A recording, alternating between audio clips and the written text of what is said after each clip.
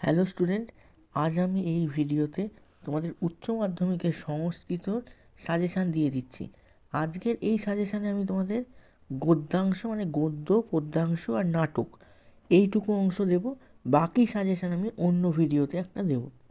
তো আমরা দেখে নিই যে আমাদের গদ্যাংশতে এবারে কি কি প্রশ্ন পড়তে হচ্ছে। গদ্যাংশের জন্য দেখো, প্রথমে আমরা যেটা পড়ছি সেটা হচ্ছে কি, আর্যাবর্তকে কিসের সাথে তুলনা করা হয়েছে এবং কেন। আর্যাবর্ত বর্ণনাম যে গদ্যটা আছে সেখান থেকে এটা পড়তে হবে। তারপর দেখো দিয়েছে কথং চাষৌ স্বর্গান্ন বিশিষ্যতে, আর্যাবর্তের সঙ্গে স্বর্গের তুলনা করো। 3 নম্বরে দেখো চরিত্র বর্ণনা করো। ও এখানে একটু ভুল হয়েছে, এটা হবে অলিপর্বার চরিত্র বর্ণনা করো। তারপর দিয়েছে দেখো বনগতা গুহা পাঠ্যাংশের নামকরণের সার্থকতা বিচার করো। এরপর হচ্ছে কশ্যপ ও অলিপর্বার আর্থিক অবস্থার বর্ণনা দাও। আর তারপর হলো বনগতা গুহা গদ্যাংশে সার নিজের ভাষায় লেখো। তো এইগুলো তোমাদের গদ্য থেকে এবারে পড়তে হচ্ছে। এবার আমরা যদি পদ্যাংশতে দেখি কী কী পড়তে হচ্ছে।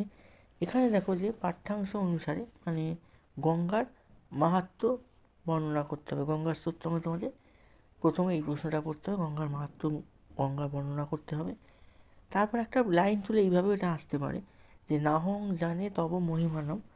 এখানে দেখো গঙ্গার মহিমা বর্ণনা করতে বলেছে।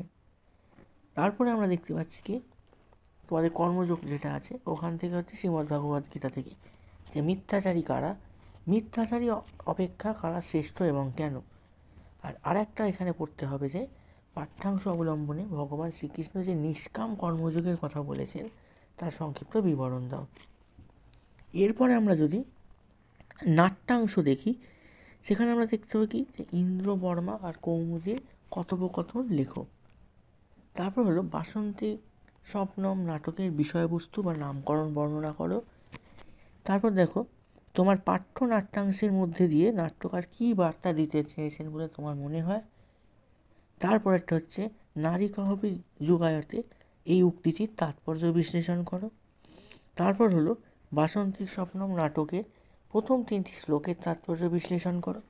আর তারপর হলো এই নাট্যাংশে অবলম্বনে ইন্দ্রবর্মার চরিত্র বর্ণনা করো।